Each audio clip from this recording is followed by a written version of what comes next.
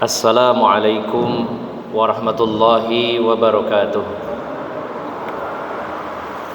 Alhamdulillahi hamdan katsiran thayyiban mubarakan fi kama yuhibbu rabbuna tabaraka wa ta'ala wa yarda. Ashhadu an la ilaha illallah wahdahu la syarikalah wa ashhadu anna Muhammadan abduhu wa rasuluhu la nabiyya ba'dah. Allahumma salli wa sallim wa barik ala nabiyyina Muhammadin wa ala alihi wa sahbihi ajma'in. Wa qala Allah ta'ala fi kitabihil karim, ya ayyuhalladzina amanu taqullaha haqqa tuqatih wa la tamutunna illa wa antum muslimun, amma ba'd.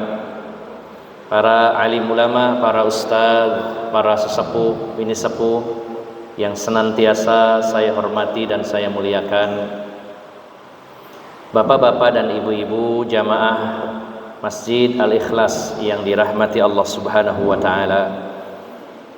Alhamdulillah, kita sangat bersyukur kepada Allah Subhanahu wa ta'ala pada pagi hari ini diperkenankan oleh Allah melaksanakan beberapa amal soleh. Yang pertama, memakmurkan masjid. Yang kedua, kita melaksanakan sholat subuh berjamaah. Kemudian dirangkai juga dengan sholat sunnah, kemudian dengan zikir. Belum lagi ditambah jika kita menyempurnakan wudhu kita, termasuk ada nilai plus. Dan beberapa menit ke depan kita duduk di dalam majelis ilmu, kemudian juga mungkin nanti sholat isyraq, dan juga tentunya tambahan niat dalam rangka menjalin dan memperkuat ukhuwah di antara kita semuanya. Kemampuan dan kesempatan kita beramal soleh bukan semata-mata kemampuan dari diri kita, namun tentunya atas pertolongan Allah Subhanahu wa ta'ala. Sehingga kita wajib bersyukur kepadanya dengan harapan semoga Allah membuat kita lebih semangat lagi dalam beramal soleh, dalam beribadah dan mengabdi kepada Allah Subhanahu wa ta'ala. Jadi Bapak Ibu jamaah sekalian, yang wajib kita syukuri bukan hanya nikmat sehat, nikmat panjang umur, nikmat rezeki, tapi nikmat diberi kemampuan dan diberi kesempatan beramal soleh. Ini adalah modal kita masuk ke surga. Salah satu bentuk kasih sayang Allah, bahkan ini yang paling besar, adalah ketika Allah memberi kesempatan kita beramal, sehingga dengan amal tersebut menghantarkan kita ke dalam surganya Allah Subhanahu wa ta'ala. Karena seseorang masuk ke dalam surga itu karena amal solihnya, dan amal solih seseorang bisa terlaksana karena adanya kasih sayang Allah Subhanahu wa ta'ala kepadanya. Sehingga ini merupakan penggabungan dari dua dalil yang menyatakan bahwa seseorang masuk surga karena amal, sedangkan dalil lain mengatakan seseorang masuk surga bukan semata-mata amal, tapi karena rahmatnya Allah, kasih sayangnya Allah. Maka maksudnya adalah seseorang masuk surga karena sebab amalnya, dan orang bisa beramal karena rahmat Allah, kasih sayang Allah. Dan juga amal-amal kita tidak seberapa dibandingkan surganya Allah, sehingga selebihnya surga itu adalah kasih sayang Allah Subhanahu wa ta'ala. Maka bagaimana kita tidak bersyukur ketika Allah beri kesempatan kita bisa beramal soleh, apalagi amal soleh yang di satu waktu dan di satu tempat bisa kita laksanakan beberapa amal soleh seperti pada pagi hari ini. Bapak Ibu yang dimuliakan Allah Subhanahu wa ta'ala, kita akan lanjutkan kajian kitab Talbis Iblis Dua pertemuan kita jeda. Yang pertama di bulan Ramadan. Masih jalan ya Ramadan. Yang jeda kemarin berarti ya, hari raya, dan ada tematik, kajian tematik ya. Baik, Bapak Ibu jamaah sekalian yang dimuliakan Allah Subhanahu wa taala, kita masih membahas tentang talbis iblis kepada orang-orang yang justru agamis. Ada sebagian orang yang berpikir bahwa tipu daya iblis itu hanya kepada orang-orang yang jauh dari agama, kepada orang-orang yang banyak menentang Allah Subhanahu wa taala, pada orang-orang yang ahli maksiat. Padahal talbis iblis diarahkan kepada seluruh Bani Adam, yang awam maupun yang alim, yang ahli maksiat maupun ahli ibadah, yang jauh dari Allah maupun yang dekat dengan Allah. Sehingga kalau kita menjadi seorang aktivis, aktif di masjid, aktif di pengajian, banyak ibadah, jangan pernah kita merasa terbebas dari talbis iblis, tipu daya iblis. Bahkan levelnya yang lebih tinggi dari saya, dari kita semuanya, para ulama sekalipun tidak terbebas dari yang namanya talbis iblis. Hanya Rasulullah yang memang ada jaminan dari Allah, yaitu qarin dari kalangan jin yang mendampingi Rasulullah dari kalangan jin, ditaklukkan oleh Allah untuk beliau, sehingga tidak menggoda beliau. Nah, selain beliau masih digoda. Bahkan Bapak Ibu jamaah sekalian, iblis atau syaitan yang menggoda ahli agama pastinya levelnya lebih tinggi dibandingkan iblis yang menggoda orang-orang awam. Rasulullah menjelaskan dalam hadis yang lain seperti yang sudah kita bahas pada pertemuan di awal-awal kitab ini, sesungguhnya singgasana iblis itu ada di atas air. Singgasana dan istananya iblis itu ada di atas air. Wallahu a'lam posisinya di mana, walaupun ada sebagian orang yang mengira-ngira mungkin wilayah segitiga Bermuda itu adalah kawasan istananya iblis, karena banyak kapal maupun pesawat yang lewat hilang. Wallahu alam, kita tidak bisa memastikan. Tapi yang kita yakini adalah sabda Rasulullah bahwa istana dan singgasananya iblis itu di atas air. Kemudian Rasulullah menjelaskan, setiap harinya iblis ini mengirim saroya. Dalam hadis disebutkan saroya, jamak dari sariyah, mengirim pasukan ke berbagai belahan bumi, ke berbagai penjuru bumi. Namanya sariyah itu ekspedisi pasukan, kirim sana, kirim sana, kirim sana. Dan Rasulullah menjelaskan bahwa semakin dekat posisinya setan-setan itu kepada iblis, maka semakin besar fitnahnya, semakin kuat godaannya. Artinya syaitan dari kalangan jin yang dekat dengan iblis memiliki kedudukan yang tinggi, maka daya rusaknya, godaannya, talbisnya lebih besar daripada pasukan yang biasa.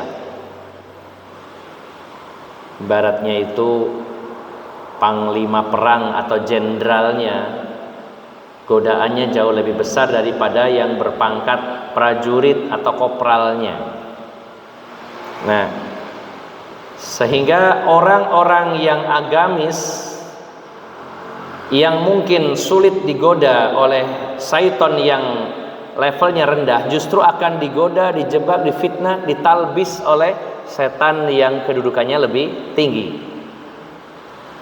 Nah, sehingga Bapak Ibu jamaah sekalian, kita jangan pernah merasa aman dan melemahkan kewaspadaan kita akan godaan iblis dan bala tentaranya, gara-gara kita merasa sudah jadi ahli ibadah, bahkan merasa kita lebih baik, merasa jadi ahli ibadah, merasa orang yang agamis, justru kita sudah terjebak oleh talbis iblis. Kita sudah membahas tentang orang-orang yang dijebak, ditipu daya oleh iblis. Yang terakhir yaitu para qori, ahli dalam membaca Al-Quran. Ini sudah selesai. Kita akan lanjutkan zikru talbisi iblis alal fuqaha, pembahasan tentang talbis iblis kepada ahli fikih. Ini luar biasa Bapak Ibu, ahli fikih, levelnya ulama, bahkan bisa mencapai derajat mujtahid.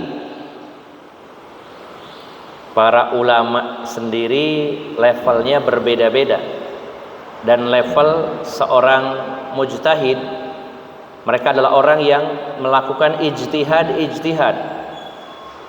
berupaya menghasilkan istinbat, kesimpulan hukum. Ini halal, ini haram, ini mubah, ini makruh, ya, ini wajib, ini sunnah. Ini adalah hasil akhir dari istinbat, pengambilan kesimpulan dari seorang pakar fikih.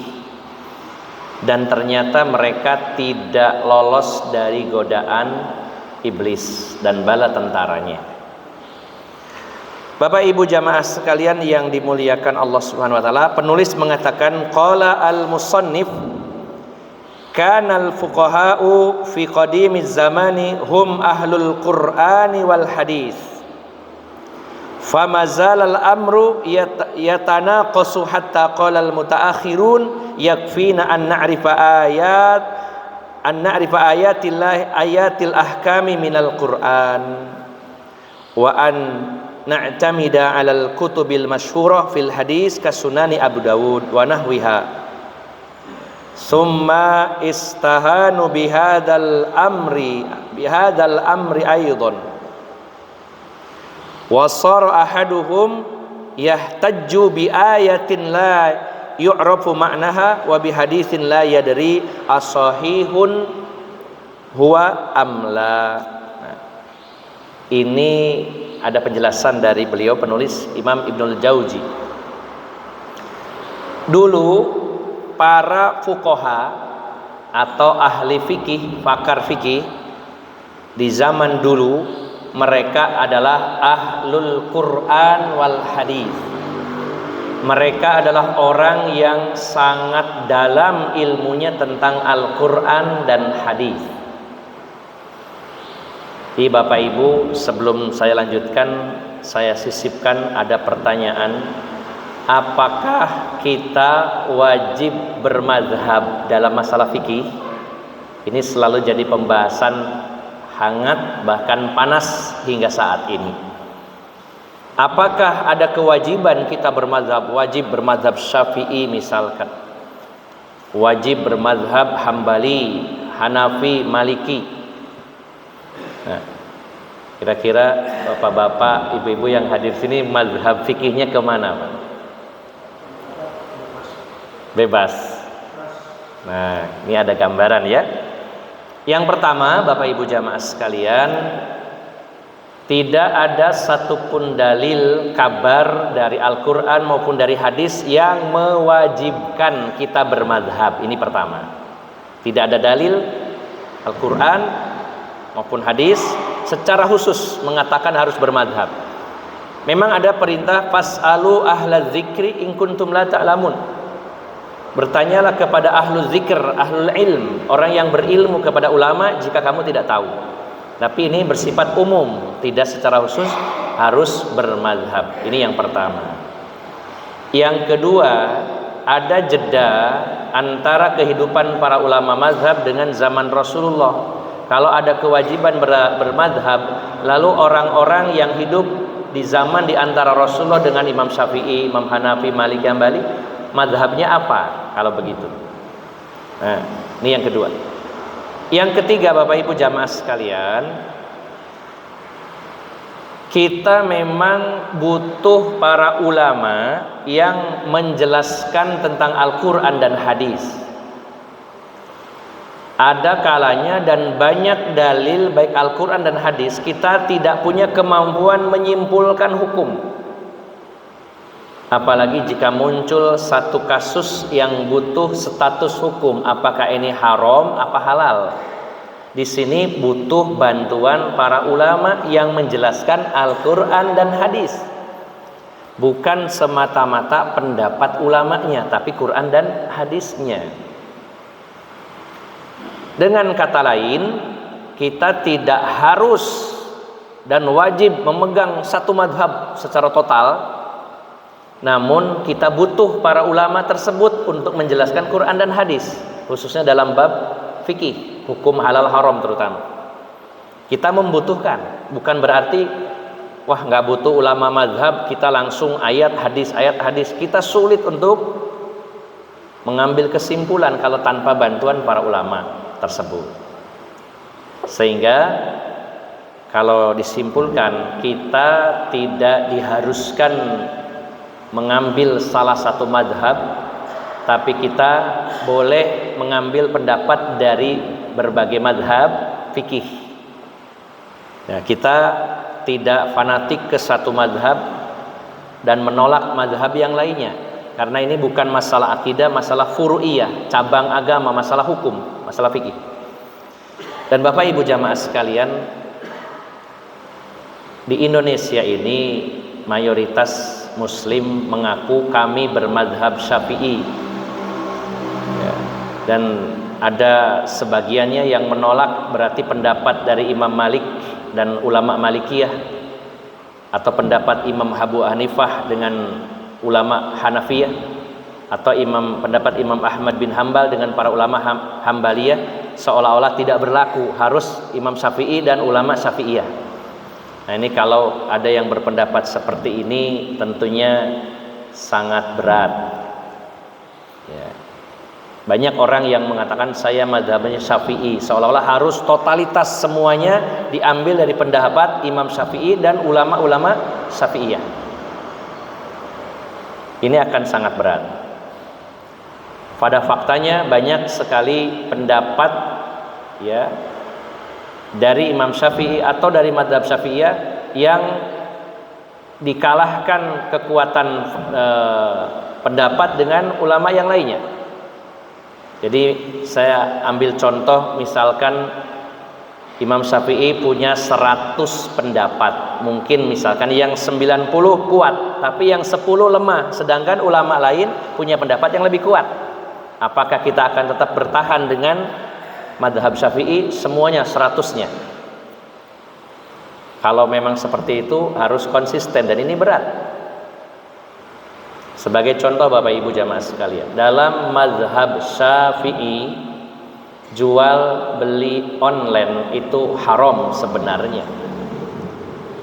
Jadi ada yang mengaku madhab Syafi'i nggak boleh beli barang di Shopee, Tokopedia, Lazada, atau yang sejenisnya, marketplace.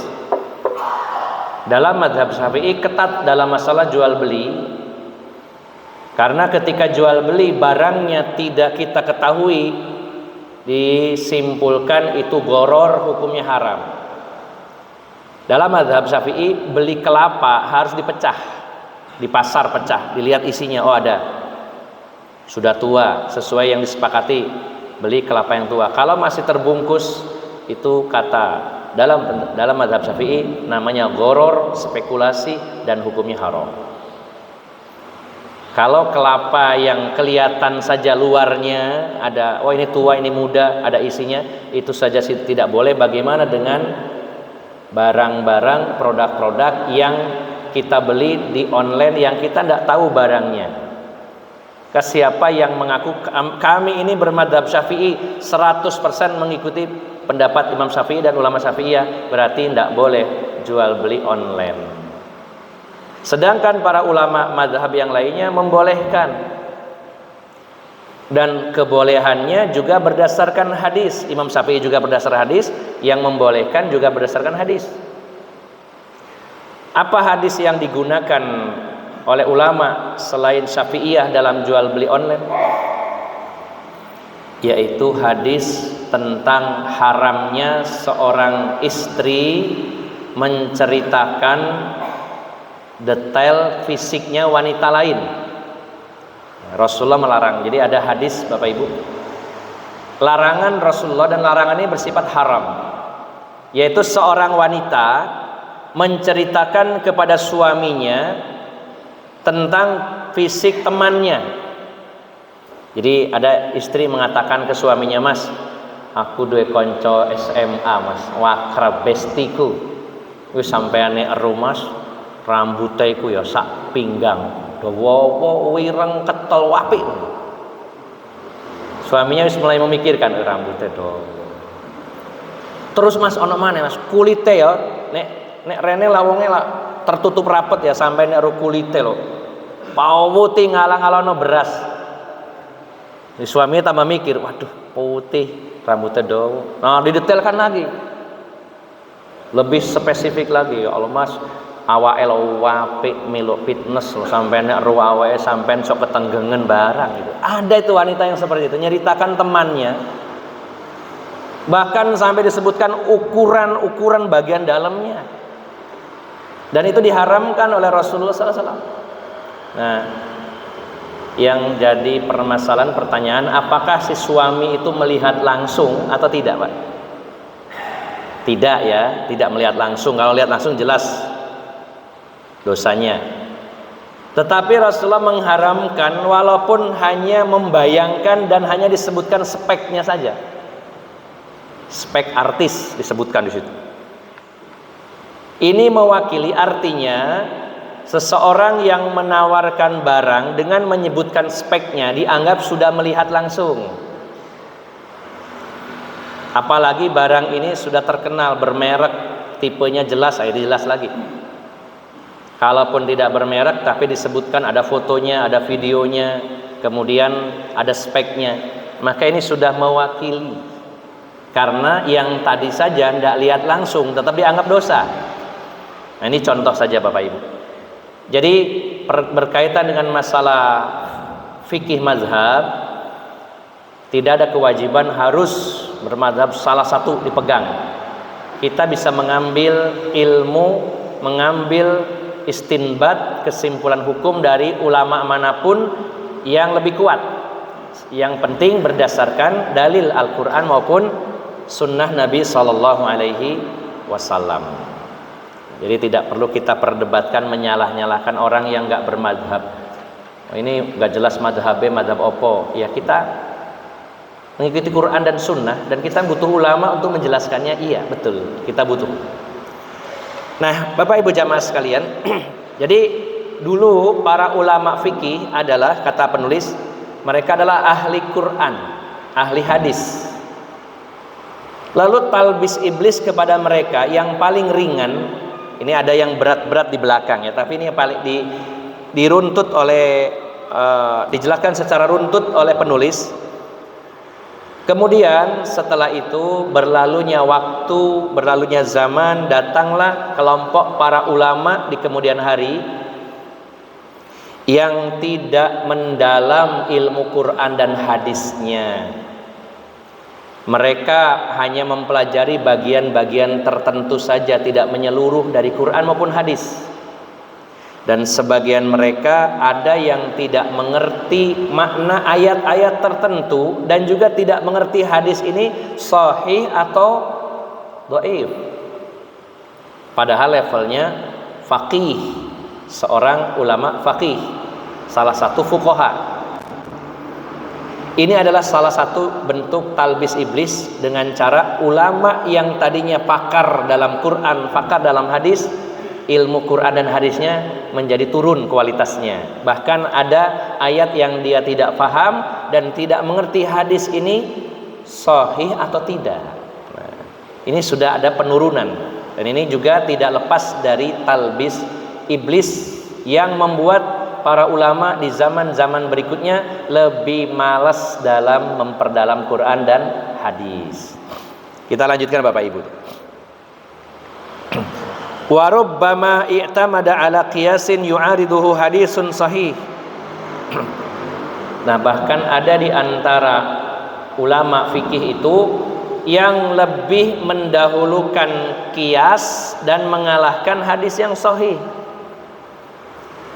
Jadi dalam ulama madhab, terutama dalam madhab Syafi'i, ketika kita menjelaskan Quran hadis, mereka mengatakan loh, dasar hukum Islam itu bukan hanya Quran hadis, ada ijma dan qiyas. Nah, ini yang dijadikan senjata untuk melegalkan amalan yang tidak ada dalilnya. Di Quran tidak ada, di hadis tidak ada, tapi kan bisa kita kiaskan dengan ibadah yang lainnya. Misalkan, bukankah orang ibadah haji itu kan mengatakan labbaik Allahumma labbaik. Nah, kita kiaskan sholat itu baca usolli, nawaitu usolli, itu dikiaskan ke itu. Itu namanya contoh kias, menganalogikan. Padahal Bapak Ibu jamaah sekalian yang dimuliakan Allah Subhanahu wa taala, Imam Syafi'i sendiri memiliki kaidah la qiyasa fil ibadah. Tidak ada kias dalam urusan ibadah. Ibadah itu terima jadi dari Rasulullah. Kalau kias dalam bidang fikih yang lain, misalkan begini, ini ada minuman di zaman dulu nggak ada, hukumnya halal apa haram. Nah, kita cari cirinya, ini minuman memabukkan apa tidak? Oh, memabukkan, berarti dikiaskan dengan khomer. Nah, itu namanya kias. Memiliki sifat yang sama sehingga dihukumi sama, itu namanya kias.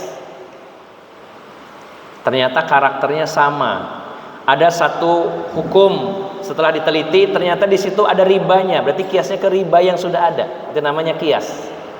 Betul kita mengakui bisa melakukan kias ketika ada sesuatu yang kita butuh hukumnya sementara dulu nggak ada, maka dikiaskan dengan yang ada. Yang baru muncul dikiaskan dengan yang ada. Contoh lain misalkan begini, bagaimana hukumnya bayi tabung? Jadi nun sewu, sel telur dan sel sperma disatukan di luar, kemudian baru dipasang di rahim. Itu namanya bayi tabung. Di zaman Nabi tidak ada, di zaman ulama madhab tidak ada, mungkin baru-baru saja ada. Sedangkan kita butuh status hukumnya, boleh apa tidak? Nah, maka para ulama melakukan kias. Oh, kalau sperma dan sel telurnya adalah suami istri yang sah, ini boleh. Tapi kalau misalkan ada orang ngambil sel telur, kemudian spermanya diambil dari bank sperma, sembarang sperma, ini sama dikiaskan dengan zina. Nah, ini namanya kias. Boleh, tentu ini benar dan tidak melanggar dalil. Karena apa? Ya, bersandarnya kepada hukum yang sudah ada dalilnya. Tapi kalau ibadah, kata Imam Syafi'i, la qiyasa fil ibadah. Tidak ada kias dalam ibadah. Ibadah itu sudah terima jadi, sudah itu yang dijalankan. Nah, jadi ada subhat di sini yang ditebarkan bahwa kami ini mazhab Syafi'i nggak hanya Quran hadis, tapi juga kias dan ijma. Maka kami melakukan amal ini berdasarkan hasil kias. Jenengan cari dalilnya nggak ada, memang di Quran nggak ada, di hadis nggak ada, tapi ini hasil kias. Jadi satu ibadah dikiaskan kepada ibadah yang lain. Maksudnya begini, menciptakan, berkreasi, ngarang ibadah lalu dikiaskan dengan ibadah yang sudah ada dalilnya. Padahal secara tegas Imam Syafi'i mengatakan la qiyasa fil ibadah. Memang ada kias, tapi jangan dalam masalah ibadah, karena ibadah itu apa? Terima jadi, tauqifiyah, diajarkan oleh Rasulullah SAW, kita terima apa adanya. Nah, kalau hal ini dibolehkan, boleh kita ngarang ibadah. Wah, terus Pak, nanti ibadah itu semakin banyak. Ngeluh Pak kesannya Pak, yang ada aja nggak sanggup melakukannya, nambah terus. Ini sekarang ada viral berita dari Jepara, kesepakatan bersama warga untuk meralat acara kendurenan kematian. Nah, ini karena beratnya menanggung beban itu, sebenarnya ada diralat, ada kesepakatan. Ini satu perkembangan yang baik. Kalaupun ada yang beralasan kan itu sodako, biar yang mati lebih bahagia dengan sodakoh. Ya benar, sodakoh itu bermanfaat bagi yang meninggal, atas nama yang meninggal. Tapi ketika itu menjadi sebuah aturan, ketika ada orang yang tidak mampu pun makso. Banyak kasus, bukan satu dua, banyak. Oh tapi kan nggak usah pelit lah, bukan masalah pelit, banyak yang tidak mampu. Sementara yang dikeluarkan banyak. Bahkan di wilayah-wilayah tertentu disyaratkan harus jajannya ini dan itu. Kalau tidak mampu apa yang terjadi? Ngutang. Harusnya keluarga fokus untuk berdoa, fokus di depan kompor. Bingung. Benar banyak yang bantu, ya, tapi dia yang mikir duitnya. Ini meneh jajanannya opo iki yo. Padahal itu 7 hari, belum nanti terus. Ini contoh, Pak. Jadi kalau ibadah itu dibuat terus, dibikin terus, ada yang baru terus dengan alasan kias. Waduh ini berat, semakin berat. Yang sudah jelas dalilnya saja, kadang-kadang kita belum sanggup melaksanakan semuanya, ditambah-tambahi lagi. Nah, jadi Bapak Ibu jamaah sekalian, talbis iblis kepada ahli fikih yang pertama menurun kualitasnya. Banyak di antara mereka yang tidak paham ayat, bahkan tidak mengerti hadis ini sahih atau tidak. Kemudian talbis berikutnya, level berikutnya adalah banyak di antara ulama fikih itu yang lebih mengedepankan kias daripada dalil Al-Quran dan hadis sahih. Dalilnya jelas, mendahulukan kiasnya. Nah, kias itu dilakukan kalau memang tidak ditemukan dalilnya, Pak. Dalilnya bayi tabung nggak ada. Sebutkan satu pun ayat tentang bayi tabung, nggak ada. Sebutkan ayat tentang KB, hadis tentang KB, apa ada di zaman Rasulullah itu IUD, apa IUD? Steril, kemudian kondom dan sebagainya. Di zaman Nabi nggak ada. Dicarikan dalil pasti nggak ada. Kalau kita ditanya sampean katanya tukang dalil apa-apa Quran hadis, coba sebutkan dalilnya tentang KB. Ya di sini baru kita mengkiaskan. Apa itu dikiaskan dengan azl? Di zaman Nabi sudah ada azl. Azl itu suami istri berhubungan intim, nun sewu, ketika mau keluar dicabut sehingga keluarnya di luar. Ini contoh.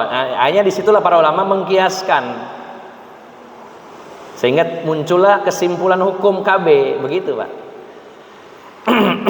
Jadi kita tetap berpegangnya kepada apa? Quran hadis. Kalau tidak ditemukan ada satu permasalahan di dalam Quran maupun dalam hadis, kias, dan kias tetap bersandarnya kepada Quran dan hadis juga endingnya. Hukum yang belum jelas statusnya dianalogikan kepada hukum yang sudah jelas hukumnya. Nah, yang sudah jelas ini ada dalilnya, begitu. Nah, jadi talbis iblis berikutnya itu adalah para ulama fikih yang lebih mendahulukan kias daripada dalil Al-Quran maupun hadis Nabi Sallallahu Alaihi Wasallam. Kemudian berikutnya Bapak Ibu jamaah sekalian, yang berikutnya talbis iblis kepada para fuqaha.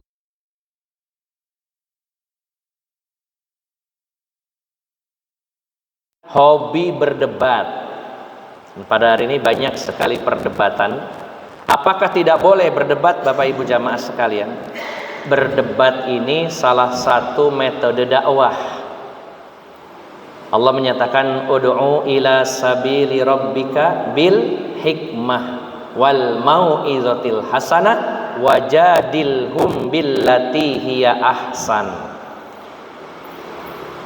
Berdakwahlah kalian, mengajak manusia ke jalan Allah dengan hikmah.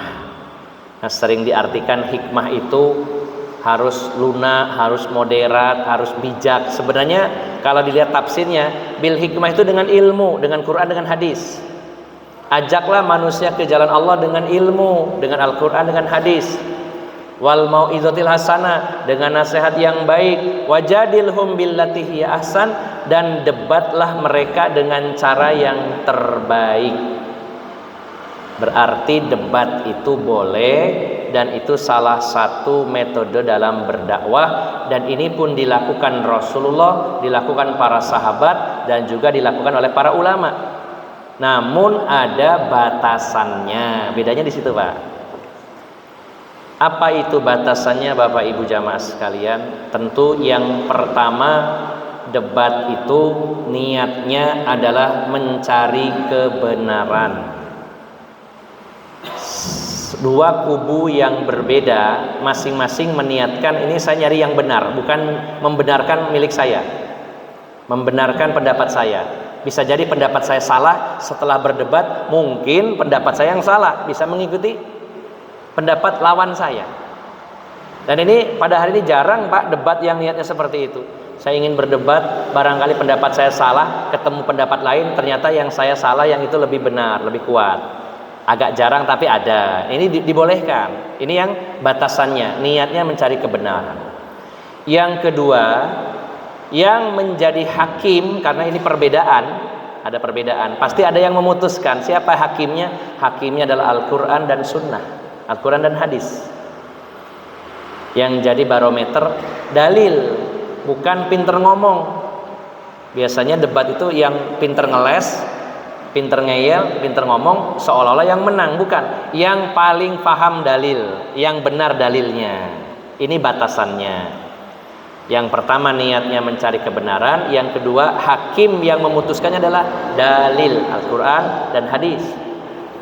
Yang ketiga, hindari debat kusir yang isinya tidak ilmiah, hanya melecehkan, menghina, memojokkan, apalagi mengungkit-ungkit keburukan. Ini nggak ada kaitannya dengan tema yang dibahas. Ya, menuduh dengan tuduhan yang jelek, menghina, apalagi sampai membahas urusan pribadi. Yang dibahas masalah hukum, tapi bahas pribadi orang yang berdebat. Sampean pernah punya kasus gini ya, lah ini hubungannya apa dengan debatnya? Nggak fair. Nah, Bapak Ibu jamaah sekalian, di antara talbis iblis yang banyak pada hari ini kepada para ulama, para ustadz, para dai, senang debat, tapi niatnya apa? Naikkan rating. Wah, kalau saya berdebat dan menang, nama saya kesohor. Dianggap bahwa yang menang itu akan jadi lebih terkenal. Tidak. Bapak Ibu jamaah sekalian, Rasulullah dulu berdebat dengan orang Yahudi, ya. Para sahabat berdebat dengan yang lainnya. Contohnya debat antara Ibnu Abbas dengan orang Khawarij yang pernah kita bahas. Perdebatan untuk menyadarkan, untuk mengembalikan orang ke jalan yang benar, atau untuk mencari kebenaran. Bisa jadi begini, secara hukum sebenarnya secara ijma ini sudah kebenaran, tapi ada orang yang menyimpang. Nah, butuh debat untuk meluruskannya. Tidak apa-apa, dalam rangka meluruskan. Atau perdebatan yang belum jelas mana yang benar mana yang salah, kita butuh untuk mencari yang benar. Tapi iblis pinter, dengan alasan boleh berdebat, akhirnya iblis ngompori, ayo debat terus. Apalagi debatnya di sosial media, Pak. Waduh, debatnya di Facebook, di WA, di Instagram.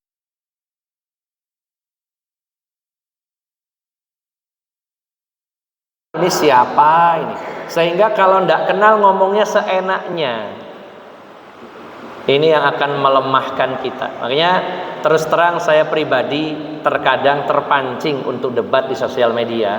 Diawali dengan perasaan ini harus diluruskan nih. Nah, niatnya baik sebenarnya. Kayaknya kalau saya diem nanti salah terus, masuk saja. Tapi kadang terprovokasi, terpancing, ya, dipanas-panasi, disebutkan kejelekan, sebenarnya emosi. Nah, di situ kalau sudah emosi lebih baik mundur. Ya, mundur bukan berarti kalah, ya, bukan berarti salah. Tapi kita anggap saja sing waras, ya, mundur. Lawan enggak waras, mending yang sing waras ngalah aja. Nah, iblis itu senang dengan perdebatan yang melampaui batas. Sehingga akhirnya apa Bapak Ibu? Banyak di antara dai, mubalik, ustadz fokus kepada satu poin saja yang diperdebatkan, sehingga dia tidak mau belajar yang lainnya. Harusnya seorang ulama, seorang dai, seorang ustadz belajar secara menyeluruh, mendalam. Tapi karena yang lagi hangat pembahasan A, dia fokus ke situ terus, dia meninggalkan pelajaran yang lainnya. Dan tujuannya apa? Kalau saya berdebat, apalagi dengan forum yang resmi, diundang, ada moderatornya, ditayangkan live. Kalau saya menang, wah berapa juta orang yang mendukung saya. Kalau didukung nanti kan banyak yang ngundang saya. Ujung-ujungnya apa? Cuan lagi. Nah ini talbis iblis. Kalau kita lihat bagaimana debatnya para ulama, contoh Imam Syafi'i. Saya lupa lawan debatnya beliau. Ada seorang ulama yang janjian dengan Imam Syafi'i. Ini sebagai penutup saja. Janjian dengan Imam Syafi'i untuk berdialog. Dialog ilmiah, ya bahasa gampangnya debat gitu ya. Yaitu membahas tentang satu ayat, yaitu kalimat salah satu kuru, 3 kali kuru, ya maksudnya masa iddah seorang laki-laki mentalak istrinya talak 1, diceraikan talak 1. Nah itu kan ada masa iddah. Di dalam Quran disebutkan salah satu kuru, 3 kali kuru. Nah Imam Syafi'i berpendapat tiga kuru itu 3 kali suci, sedangkan lawannya mengatakan 3 kali haid. Akhirnya ketemuan, berdebat. Kata Imam Syafi'i 3 kali suci, kata yang satunya 3 kali haid. Berdebat alot, endingnya Imam Syafi'i akhirnya merubah pendapatnya mengikuti lawannya, dan lawannya berubah mengambil pendapatnya Imam Syafi'i. Ini luar biasa Pak ini Pak. Debat berbeda pendapat, tapi anehnya si A dengan B, si A akhirnya malah mengambil pendapat B. Kayaknya pendapat kamu lebih kuat. Oh enggak, pendapat kamu lebih kuat. Tuker-tukeran pendapat akhirnya malah. Ini contoh karena apa? Yang dicari kebenaran. Lapangnya dada dan jiwa menerima kebenaran bahkan dari lawan debat. Nah ini yang sulit Bapak Ibu jamaah sekalian, keikhlasan dan niat mencari kebenaran dalam sebuah perdebatan ini yang langka. Kalau memang ada, maka boleh kita berdebat. Tapi kalau hanya cari nama, hanya pinter ngomong, maka ini adalah debat hasil upaya iblis yang menjebak para ustadz, dai, para ulama fikih. Nah, jadi Bapak Ibu jamaah sekalian, ini beberapa poin, masih ada poin-poin yang lainnya. Saya rangkum di antara talbis iblis kepada para ulama fikih. Yang pertama adalah turunnya kualitas keilmuan, di mana mereka semakin jauh dari Quran dan hadis. Yang kedua, di antara mereka ada yang tidak paham ayat dan bahkan tidak tahu hadis ini sahih atau dhaif. Yang kedua, ada di antara mereka yang terkena talbis iblis mengedepankan, mendahulukan kias daripada dalil. Kemudian yang berikutnya adalah talbis iblis kepada para ulama itu dibuat para ulama itu senang berdebat di luar batas yang dibenarkan, yang tujuan akhirnya adalah popularitas dan juga banyaknya follower, yang juga endingnya adalah banyaknya pemasukan bagi ulama tersebut dari hasil perdebatan mereka. Insya Allah nanti pada pertemuan berikutnya kita akan lanjutkan diantaranya rusaknya pemikiran para ulama yang tidak mengedepankan dalil tapi lebih mengedepankan filsafat dan lain-lainnya. Kemudian juga bagaimana banyaknya para ahli fikih yang tunduk kepada pemerintah dan disuruh memberikan fatwa lalu dibayar, sehingga fatwa-fatwanya sesuai kepentingan yang berkuasa. Ini diantaranya akan kita bahas pada pertemuan berikutnya. Semoga bermanfaat dan semoga Allah senantiasa menjaga kita semuanya dari talbis iblis. Semoga Allah menjaga para ulama kita, para dai kita, para mubalik kita dari talbis iblis. Demikian, mohon maaf atas segala kekurangan. Billahi taufiq wal hidayah. Assalamualaikum warahmatullahi wabarakatuh. Ada tambahan tadi lupa saya.